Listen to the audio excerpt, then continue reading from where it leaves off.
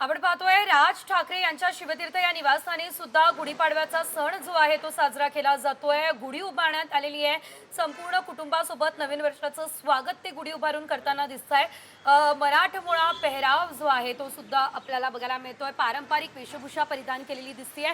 गुढीपाडव्याला मात्र आज राजगर्जना सुद्धा होणार आहे। आज जर आपण बघितलं तर संध्याकाळी मनसेचा मेळावा सुद्धा शिवतीर्थावरती पार पडणार आहे।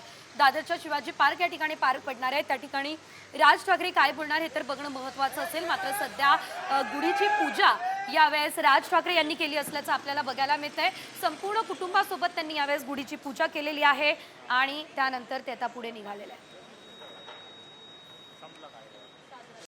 कॉमस्कोर नुसार आता isakal.com आहे देशातील नंबर 1 ची मराठी न्यूज वेबसाईट। प्रत्येक अपडेटसाठी isakal.com ला नक्की भेट द्या।